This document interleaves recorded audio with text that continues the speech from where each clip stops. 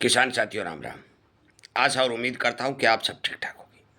साथियों, आज हम चर्चा करने जा रहे हैं हमारे खेत की मिट्टी किस प्रकार की है और कितने प्रकार की मिट्टी हमारे यहाँ पाई जाती है। साथियों, मैं आपकी जानकारी के लिए बता दूं कि जो किसान अपने खेत की मिट्टी को पहचान जाएगा उसका खर्चा 30% तक घट जाएगा। ये एक सबसे बड़ा विज्ञान है, क्योंकि अक्सर बहुत मेरे किसान मित्र अपने मिट्टी के बारे में पहचान नहीं कर पाते और उन्हें इस बात का सबसे बड़ा नुकसान होता है। कैसे होता है, वो पूरी जानकारी मैं इस वीडियो में देने जा रहा हूँ। आप कृपया करके मेरी बात पर ध्यान दीजिए और एक तरीका मैं मिट्टी के सुधार का भी बताने जा रहा हूँ जो आपके लिए बहुत काम का है। कृपया करके इस वीडियो को किसानों तक शेयर भी करें और आप खुद भी पूरा सुनें। इसी तरह की जानकारी आपको मिलती रहे तो आप इस चैनल को सब्सक्राइब कर लें ताकि आपको समय समय पर वीडियो आते रहें, आप सावधान और सचेत होते रहें। साथियों, हरियाणा और पंजाब और राजस्थान का कुछ हिस्सा जो जलोढ़ मिट्टी यानी कि दोमट मिट्टी जहाँ पाई जाती है, ये मिट्टी नदियों द्वारा पानी के साथ बहाकर लाई गई है, हर मैदानों में बिछाई गई है। आप देखते ही हैं कि ज़मीन के अब जब खुदाई करते हैं तो अनेक प्रकार के अलग अलग रंग की मिट्टी आपको देखने को मिलती है। ये मिट्टी सबसे बढ़िया मिट्टी मानी जाती है, परंतु इस मिट्टी में पोटास का तो भंडार है, परंतु फास्फोरस और नाइट्रोजन की बहुत कमी देखी गई है। उसके बाद आता है काली मिट्टी। काली मिट्टी साथियों, हम ये सोचते हैं कि बहुत बढ़िया मिट्टी होती है, परंतु ऐसा नहीं होकर के काली मिट्टी में भी नाइट्रोजन की बेतहाशा कमी देखी गई है। उसके बाद आता है बालू मिट्टी। बालू मिट्टी को हम कमज़ोर मानते हैं और कहते हैं कि कमज़ोर इसमें फसल नहीं होगी। साथियों, बालू मिट्टी भी एक बहुत अच्छी मिट्टी है, परंतु इसके अंदर फास्फोरस की मात्रा तो काफ़ी होती है, परंतु कार्बन की मात्रा बहुत कम होती है, नाइट्रोजन की मात्रा बहुत कम होती है और सबसे बड़ी कमी इसके अंदर पानी की होती है। ये इसको प्यास बहुत ज़्यादा लगती है। फिर इसके बाद आती है लाल मिट्टी। साथियों, लाल मिट्टी के कई गुण ऐसे हैं जो हमें फायदेमंद हैं और कई गुण ऐसे हैं कि जो हमें नुकसानदायक हैं। लाल मिट्टी किसी भी तरह से किसी भी पोषक तत्वों के मामले में संपूर्ण रूप से समक्ष नहीं होती। हर पोषक तत्वों की लाल मिट्टी में कमी पाई जाती है। अनेक प्रकार की मिट्टियाँ हैं, अलग अलग फसलें अलग अलग मिट्टी के लिए अच्छी मानी जाती हैं, परंतु मुख्य तौर पर कई जगह काली मिट्टी है और वो क्या है कि ज्वालामुखी के कारण बनी है। जब गीली हो जाएगी तो चिकनी हो जाएगी और सूख जाएगी तो दरारें पाट जाएंगी। मैं आपकी जानकारी के लिए बता दूं कि आपको अपनी मिट्टी को पहचानना सबसे बड़ा ज़रूरी है। आप DAP, urea, phosphorus, zinc, potash जो खाते हैं आप दे रहे हो, आप ये देखिए कि आपकी मिट्टी में कौन से खाद का सबसे ज़्यादा रिजल्ट आ रहा है। हर खेत के प्रकार अलग अलग हैं। आप ये कहोगे कि इस खेत में इतना दाना अनाज हो गया, अभी मेरे वाले में नहीं हुआ। सबसे बड़ा कारण यही तो है साथियों कि आपके खेत में कार्बन की मात्रा कितनी है, कौन से पोषक तत्वों की मात्रा कमी है, कौन से भी ज़्यादा है। और ये आप लैब में जाते हो तो वहाँ इतना पता नहीं चलता जितना आपको पता चलता है। नाइट्रोजन तो मान के चलो कि पूरे देश के अंदर नाइट्रोजन की कमी देखी गई है, जिसमें कोई दो राय नहीं है, परंतु फास्फोरस हो, पोटास हो, जिंक हो, सल्फेट हो, इन चीज़ों की जो क्या है कुछ मिट्टी के अंदर पूर्ति देखी गई है। यदि इनकी मात्रा हम कम डालेंगे तो भी काम चल जाएगा, परंतु नाइट्रोजन की कमी पूरे देश में हर मिट्टी में देखी गई है। अगली बात, कुछ ज़मीनें पानी भरने से खराब हो जाती हैं। एक बार पानी भर जाता है फिर उसमें फसल बोते हैं तो वो कमज़ोर होती है। कुछ ज़मीनें ट्यूबवेल के पानी से सफ़ेद हो जाती हैं। कुछ ज़मीनें ट्यूबवेल के पानी के इस्तेमाल से ऊपर से काली हो जाती हैं। साथियों, ज़मीन का कालापन होना सबसे खतरनाक बीमारी है। यह ज़मीन को बंजर बना देता है। सोडियम ज़मीन के मिट्टी के कणों के साथ जुड़ जाता है और वो तोड़ने के लिए किसान को बहुत भारी परिश्रम करना पड़ता है। परंतु यदि नमक वाली सफ़ेद मिट्टी आपकी हो रही है तो उसको तोड़ना और उसको ठीक करना आपके बस की बात है, आप उसे कर भी सकते हैं। जिस मिट्टी में पानी का बहाव हो जाता है, पानी नीचे नहीं जाता है, सीधा का सीधा मतलब है कि ज़मीन के अंदर कार्बन तो काफ़ी है, क्योंकि पौधों के गड़े सड़े अड़ंगे बड़ंगे वो इसके अंदर गुड़ते हैं। उसके अंदर कार्बन, जिस ज़मीन में पानी का भराव होता है उस ज़मीन में कार्बन की मात्रा बहुत ज़्यादा होती है। पानी का भराव नहीं होता है, लिंचिंग हो जाती है, पानी लगाते हैं नीचे चला जाता है, पानी लगाते हैं नीचे, उस ज़मीन में पोषक तत्वों की कार्बन की मात्रा कम देखी गई है। एक तो सबसे बड़ी बात यह है कि आप अपने ज़मीन के खेत की मिट्टी को पहचानिए। यदि आप इस मिट्टी को पहचान जाओगे तो 100% आपको सफलता मिलेगी। दूसरा, मैं जो खराब हो रहे खेत हैं उनकी समझता के लिए, उनको ठीक करने के लिए 1-2 फार्मूला बता रहा हूँ। साथियों, जहाँ जहाँ ट्यूबवेल का पानी लगता है, नोट करने वाली बात है, और आपको पता है कि 70% एरिया में ट्यूबवेल का पानी लगता है। एक तो आप उस ज़मीन के अंदर सल्फर प्लस कैल्शियम इसका इस्तेमाल जरूर करिए। मतलब है कि आपका जिप्सम, यदि जिप्सम नहीं मिल रहा है तो सल्फर प्लस कैल्शियम डाल दीजिए। ये करेगा क्या?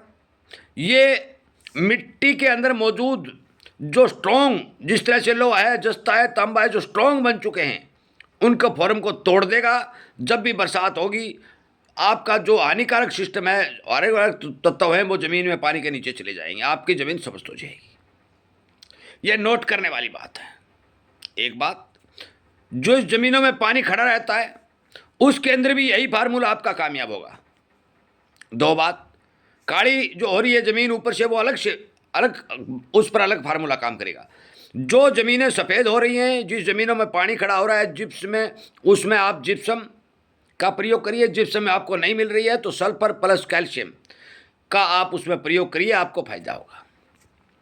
इसके साथ साथ साथियों, इसके साथ साथ जो हमारा ट्यूबवेलों का पानी लगता है, जिस तरह से हम वो पानी पीते और हमारी प्यास नहीं बुझती है, ज़मीन में पोटास और कैल्शियम का ना, फास्फोरस और कैल्शियम का मेल मन करके स्ट्रॉन्ग हो जाता है।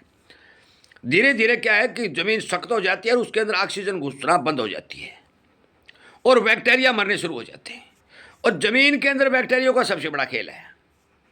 आप जब जिप्सम यानी सल्फर और कैल्शियम का प्रयोग करेंगे तो होगा क्या कि ज़मीन के छिद्र खुलेंगे। उसके बाद आप उसमें गुड़ का प्रयोग करिए। गुड़ का 2-2.5 किलो प्रति एकड़ के हिसाब से गुड़ के घोल का पानी चलाइए, तो आपके जितने भी बैक्टीरिया हैं उनको खुराक मिलेगी, वो मोटे तकड़े होंगे और उनका विकास भी होगा। ये नोट करने वाली बातें हैं। उसके अंदर अपने खेत का कचरा वगैरह रलाइए ताकि वो कार्बन के रूप में परिवर्तन होकर के बैक्टीरिया को मिल सके। साथियों, मैं आपकी जानकारी के लिए बता दूं कि जो ज़मीनें लगातार खराब होती जा रही हैं उन ज़मीनों के लिए जिप्सम यानी सल्फर प्लस कैल्शियम और गुड़ ये जीवन दान का काम करेंगे। अब बात करता हूं काली मिट्टी जो ट्यूबवेलों के पानी से हो रही है, काली होकर के उसका सोडियम के तौर पर रंग बदल रहा है। साथियों, इस ज़मीन को ठीक करने के लिए आपको 2-3 फार्मूले अलग से अपनाने पड़ेंगे। पहला फार्मूला, आप पहले इसकी जुताई करिए और जुताई करते समय सरसों की खल और गोबर की खाद का इस्तेमाल करिए। उसके साथ आप गुड़ भी डाल सकते हो। यदि आप नियमित रूप से 1-2 फसल में सरसों की खड़ी और गुड़ का इस्तेमाल करेंगे, उसके साथ में आप सल्फर कैल्शियम जो भी डालना चाहते हो वो डाल सकते हो, जिप्सम भी डाल सकते हो, कोई बड़ी बात नहीं है। फिर आपको ये ज़मीन जिंदा करने में मदद मिलेगी। वो बंजर जो खेत हैं वो कामयाबी के तौर पर चलेंगे। साथियों, मैं आपकी जानकारी के लिए बता दूं, मैं यहाँ बैठा आपके खेत को डॉक्टर नहीं बन सकता। आप अपने खेत के डॉक्टर खुद बनना पड़ेगा। इस बात से विचार करना पड़ेगा कि कौन सी कमी हमारे खेत में देखी गई है। हम कुछ साथी टेलीफोन करते हैं, डॉक्टर साहब हमारा यह हो गया। डॉक्टर साहब जो चंडीगढ़ बैठा है, दिल्ली बैठा है, कलकत्ता बैठा है, हिसार बैठा है, भरतपुर बैठा है, वो आपके खेत में नहीं बैठा है। मशीनें लगी हैं तो सिरसा में, लैब में, दफ्तरों में लगी हैं, आपके मशीन खेतों में नहीं लगी हैं। आपका दिमाग, आपकी सोच वो आपके खेत में है। उस दिमाग का इस्तेमाल करिए, आपकी सोच का इस्तेमाल करिए, अपनी ज़मीन का खुद ट्रायल करिए और जो मैं तरीके बता रहा हूँ इन तरीकों पर विचार करके अपने खेत में काम करिए ताकि आपकी बंजर होती ज़मीन को बचाया जा सके और कम खर्चे में ज़्यादा पैदावार ली जा सके। एल्काइन और एसिड प्रकार की 2 प्रकार की ज़मीनें होती हैं, जिसमें पीएच नीचा भी होता है, एक बार पीएच ऊपर भी होता है। नीचा होता है तो भी खतरनाक है, ऊपर जाता है तो भी खतरनाक है। पीएच 6 और 7.5 के बीच में रहना चाहिए। पीएच मीटर के बारे में मैंने एक वीडियो हमारे इस चैनल पर बना चुका हूँ। एक पीएच मीटर आप खरीद भी सकते हैं और वो खरीद के अपनी ज़मीन का पीएच चेक कर सकते हैं। और यदि आप नहीं खरीद सकते, आपका सही पता है, तो आपको ये पता चलना चाहिए कि जिस खेत में आप खाद डाल रहे हैं और खाद आपका सही रिजल्ट नहीं दे रही है, तो इसका मतलब है कि पीएच में गड़बड़ है। और पीएच में गड़बड़ है तो आप 2 किलो प्रति एकड़ के हिसाब से फिटकड़ी का प्रयोग कर सकते हैं। आपका पीएच सामान्य हो जाएगा, बिल्कुल नॉर्मल हो जाएगा। हम बात करते हैं ट्यूबवेलों के पानी के टीडीएस की। यदि आपके पानी का टीडीएस बहुत ज़्यादा है और यदि आपका बहुत कम है, तो भी आपको पता चल जाएगा, लैब में जाने की जरूरत नहीं है। जिस पानी का टीडीएस बहुत ज़्यादा होगा उसमें फसलें प्यास नहीं बुझा पाएंगी और आपकी फसल की ग्रोथ नहीं होगी। जिसका बहुत ही कम होगा, बिल्कुल ही जीरो पानी होगा, उसमें तो फुटाव भी नहीं होगा, जर्मिनेशन भी नहीं होगा। मैं आपकी जानकारी के लिए बता दूं कि आप इन बातों की थोड़ी थोड़ी ध्यान रखिए, पहचानिए भी आप जो पानी लगा रहे हैं, आप जो खाद दे रहे हैं, आप जो खेत में काम कर रहे हैं, उसके रिजल्ट कितने मिल रहे हैं। जिस चीज़ के रिजल्ट अच्छे मिल रहे हैं तो आप ये मान के चलो कि आपके खेत के अंदर उस चीज़ की कमी है। अनेक वीडियो मैंने बना के डाल रखे हैं, जो हमारे द्वारा वीडियो बनाए गए हैं। किसान को बहुत कुछ सीखने को मिलता है यदि आप इस पर विचार करेंगे। और हम जो बता रहे हैं रोग बीमारी रोकने के लिए और करने सब कुछ, जो फसलें पीली होती हैं, जड़ों का विकास नहीं हो पाता है, ये सारे के सारे कारण जो हैं, ये आपके ज़मीन के अंदर जो पोषक तत्व हैं, इनकी फोरम तोड़ने वाले बैक्टीरिया की कमी के कारण होते हैं। यदि आप गुड़ का इस्तेमाल नियमित रूप से करेंगे, फसल में 1 या 2 बार करेंगे, तो बैक्टीरिया की संख्या बढ़ेगी, जो आपके पोषक तत्व ज़मीन में उसको तोड़ने का काम करेंगे और आपकी फसल अच्छी बनने का काम करेगी। स्प्रे करने के तौर तरीके भी काफ़ी बताए गए हैं, आगे भी बताता रहूँगा। मैं आपकी जानकारी के लिए बता दूँ, दोमट मिट्टी हो, चाहे लाल मिट्टी हो, चाहे काली मिट्टी हो, चाहे बालू मिट्टी हो, मिट्टी कोई कमज़ोर नहीं होती, सभी मिट्टियाँ अच्छी होती है। परंतु इनको पहचानना, इनके साथ व्यवहार करना और इसमें जो फसलें अच्छी पैदावार देती हों उनकी बिजाई करना आपके लिए लाभदायक होगा।